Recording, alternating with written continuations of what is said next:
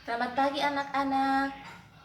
Pada hari ini kita akan belajar tentang materi kemandirian, program bimbingan pribadi sosial, dan peran program bimbingan pribadi sosial dalam mengembangkan kemandirian. Ada yang tahu apa itu kemandirian? Istilah kemandirian yang dalam bahasa Inggris disebut autonomi adalah suatu sikap yang berupa keputusan untuk mengambil risiko, mengatur diri sendiri, menentukan pilihan, serta menyelesaikan masalah secara mandiri tanpa memperoleh atau meminta bantuan dari orang lain. Kata autonomi dalam kamus psikologis diartikan sebagai keadaan pengaturan diri atau kebebasan individu untuk memilih, menguasai, dan menentukan dirinya sendiri. Dalam Kamus Besar Bahasa Indonesia, kata mandiri diartikan sebagai keadaan dapat berdiri sendiri tanpa bergantung pada orang lain. Dan kata kemandirian sebagai kata benda dari mandiri yang diartikan sebagai hal atau keadaan dapat berdiri sendiri tanpa bergantung kepada orang lain. Secara psikososial, kemandirian tersusun dari 3 bagian pokok. Yang pertama, otonomi emosional adalah aspek kemandirian yang berhubungan dengan perubahan, kedekatan, atau keterikatan berhubungan emosional individu, terutama sekali dengan orang tua. Yang kedua, otonomi tindak adalah aspek kemampuan untuk membuat keputusan secara bebas dan menindaklanjutinya. Yang ketiga, otonomi nilai adalah aspek kebebasan untuk memaknai seperangkat prinsip benar dan salah, yang wajib dan yang hak, apa yang penting dan apa yang tidak penting. Tipe-tipe kemandirian. Yang pertama, kemandirian emosional. Kemandirian emosional adalah seberapa besar ketidakbergantungan individu terhadap dukungan orang lain, terutama orang tua, dalam mengelola dirinya. Yang kedua, kemandirian perilaku. Kemandirian perilaku adalah dimensi kemandirian yang merujuk kepada kemampuan membuat keputusan secara bebas dan konsekuen atas kepuasannya itu. Yang ketiga, kemandirian nilai. Kemandirian nilai adalah dimensi kemandirian yang merujuk kepada kemampuan memaknai seperangkat prinsip tentang benar atau salah, serta penting atau tidak penting. Ada yang tahu karakteristik orang mandiri seperti apa? Karakteristik yang mandiri menurut Sofiana, yang pertama, memiliki kebebasan untuk bertingkah laku, mengambil keputusan dan tidak cemas, takut ataupun malu bila keputusan yang diambil tidak sesuai dengan pilihan atau keyakinan orang lain. Yang kedua,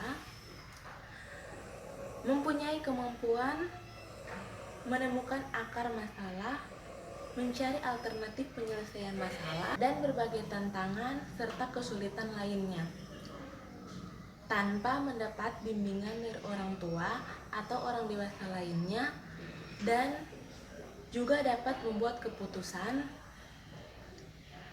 dan mampu melaksanakan apa yang diambil. Yang ketiga, mampu mengontrol dirinya dan perasaannya sehingga tidak memiliki rasa takut, ragu, cemas, bergantungan, dan marah yang berlebihan dalam berhubungan dengan orang lain. Yang keempat, mengendalikan diri sendiri untuk menjadi penilai mengenai apa yang terbaik bagi dirinya, serta berani mengambil risiko atas perbedaan kebutuhan dan nilai-nilai yang diyakini serta perselisihan dengan orang lain. Yang kelima, menunjukkan tanggung jawab terhadap diri sendiri dan orang lain yang dipelihara dalam kemampuannya membedakan kehidupan dirinya dan kehidupan orang lain, serta tetap menunjukkan loyalitas. Yang keenam, memperlihatkan inisiatif yang tinggi melalui ide-idenya dan sekaligus mewujudkan idenya tersebut juga ditunjukkan dengan kemauannya untuk mencoba hal baru. Dan yang terakhir, memiliki kepercayaan yang kuat dengan menunjukkan keyakinan atas segala tingkah laku yang ia lakukan dan menunjukkan sikap yang tidak takut menghadapi suatu kegagalan. Selanjutnya, faktor-faktor yang memengaruhi kemandirian yang terbagi atas 4. Yang pertama, faktor keturunan. Keturunan atau gen orang tua sangat kuat dalam mewarisi kemandirian anaknya. Orang tua yang memiliki sifat kemandirian yang tinggi seringkali menurunkan anak yang memiliki kemandirian juga. Yang kedua, pola asuh. Cara orang tua mengasuh atau mendidik anaknya dapat mempengaruhi perkembangan kemandirian anaknya.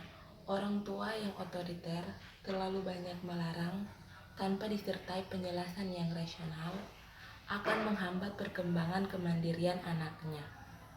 Yang ketiga, proses pendidikan. Proses pendidikan terutama di sekolah sangat berpengaruh terhadap kemandirian siswa. Proses pendidikan yang banyak menekankan pentingnya pemberian sanksi atau hukuman dapat menghambat perkembangan kemandirian siswa. Yang terakhir, lingkungan sosial masyarakat.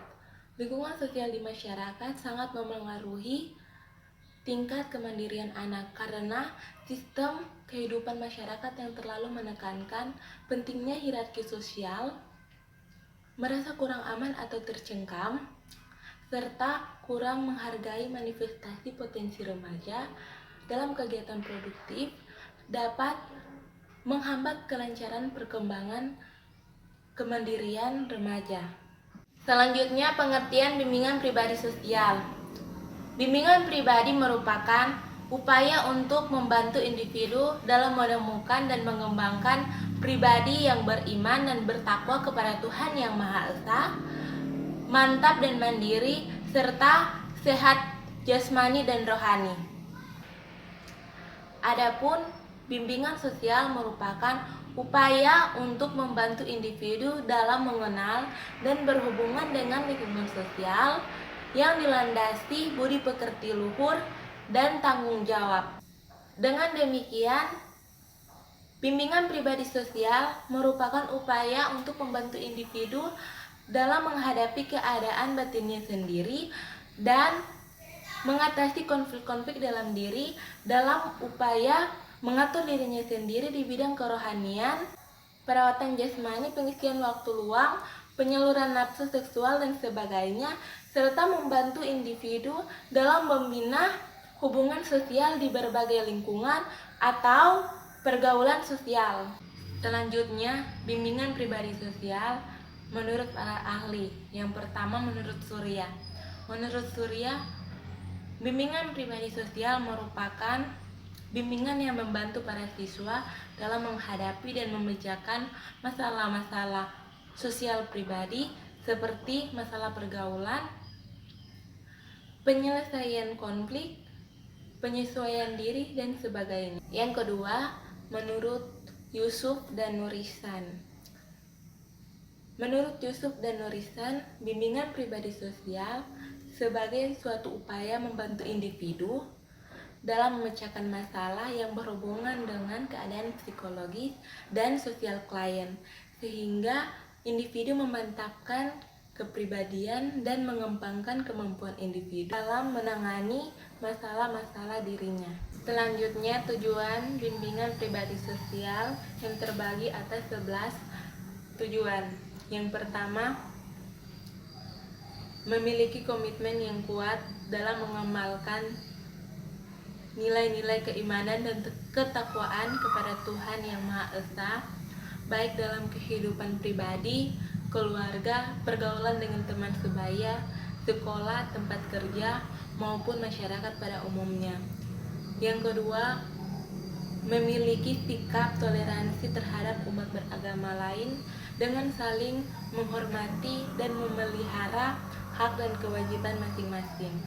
Yang ketiga, memiliki pemahaman tentang irama kehidupan yang bersifat fluktuatif antara yang menyenangkan dan tidak menyenangkan, serta mampu meresponnya secara positif sesuai dengan ajaran agama yang dianutnya. Yang keempat, memiliki pemahaman dan penerimaan diri secara objektif dan konstruktif, baik yang terkait dengan keunggulan maupun kelemahan, baik fisik maupun psikis. Yang kelima, memiliki sikap positif atau respek terhadap diri sendiri dan orang lain. Yang keenam, memiliki kemampuan melakukan pilihan secara sehat. Yang ketujuh, bersikap respek terhadap orang lain, menghormati dan menghargai orang lain, dan tidak melecehkan martabat atau harga dirinya. Yang kedelapan, memiliki rasa tanggung jawab yang diwujudkan dalam bentuk komitmen terhadap tugas dan kewajibannya. Yang kesembilan, memiliki kemampuan berinteraksi sosial atau human relationship yang diwujudkan dalam bentuk persahabatan, persaudaraan, atau silaturahmi dengan sesama manusia. Yang kesepuluh, memiliki kemampuan menyelesaikan konflik atau masalah baik yang bersifat internal atau dalam diri sendiri maupun orang lain. Dan yang terakhir, memiliki kemampuan untuk mengambil keputusan secara efektif. Selanjutnya, fungsi bimbingan pribadi sosial. Yang pertama, berubah menuju pertumbuhan. Yang kedua, pemahaman diri secara penuh dan utuh. Yang ketiga, memahami kelemahan dan kekuatan yang ada dalam dirinya, serta kesempatan dan tantangan yang ada di luar dirinya. Yang keempat, belajar berkomunikasi yang sehat. Yang kelima, sebagai media pelatihan bagi individu untuk berkomunikasi yang sehat dengan lingkungannya. Yang keenam, berlatih tingkah laku yang kuat. Yang ketujuh, belajar untuk mengungkapkan diri secara penuh dan utuh. Yang kedelapan, dapat dengan spontan, kreatif, dan efektif dalam mengungkapkan perasaan, keinginan, dan inspirasinya. Yang kesembilan, dapat bertahan dengan keadaan masa kini, dapat menerima keadaan dengan lapang dada, dan mengatur kembali kehidupannya dengan kondisi yang baru. Dan yang terakhir, menghilangkan gejala-gejala yang disfungsional. Dan yang bagian terakhir, peran program bimbingan pribadi sosial dalam mengembangkan kemandirian. Program bimbingan pribadi sosial merupakan salah satu bidang layanan bimbingan yang ada di sekolah. Program bimbingan pribadi sosial dimaksudkan untuk memberikan layanan dalam menghadapi dan memecahkan masalah pribadi sosial seperti penyesuaian diri, menghadapi konflik, dan pergaulan.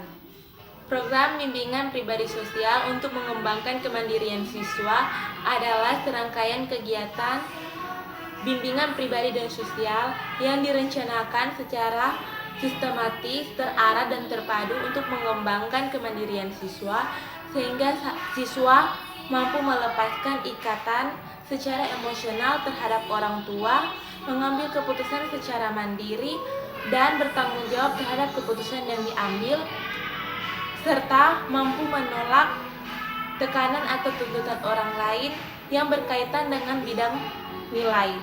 Untuk mencapai program yang terintegrasi, khususnya untuk mengembangkan kemandirian siswa, dapat ditempuh melalui beberapa tahap. Yang pertama, perencanaan. Program bimbingan pribadi sosial untuk mengembangkan kemandirian siswa dapat dilakukan melalui bimbingan pribadi sosial yang terintegrasi dalam pembelajaran ataupun program satuan layanan pendukung yang memperhatikan hal-hal berikut. Yang pertama, menetapkan materi layanan yang disesuaikan dengan kebutuhan atau permasalahan pengembangan kemandirian siswa. Yang kedua, menetapkan tujuan yang ingin dicapai. Tujuan yang disusun merupakan tujuan secara umum penyusunan program bimbingan pribadi sosial untuk mengembangkan kemandirian siswa. Yang ketiga, menetapkan sasaran kegiatan layanan bimbingan.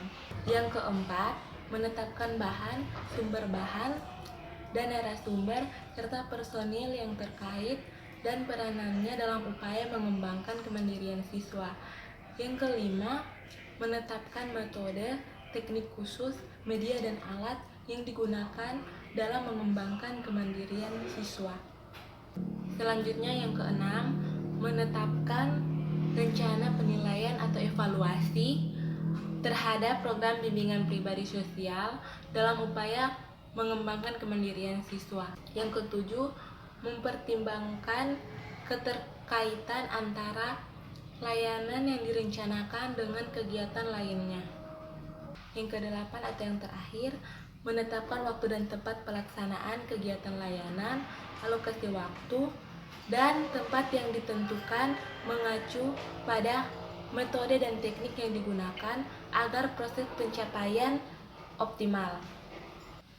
Yang kedua, pelaksanaan. Proses pelaksanaan meliputi proses pemberian layanan bimbingan pribadi sosial untuk mengembangkan kemandirian siswa. Strategi yang digunakan dalam pemberian layanan adalah bimbingan klasik, bimbingan kelompok yang memanfaatkan teknik diskusi, role playing, dan teknik lainnya yang berkaitan dengan kegiatan kelompok.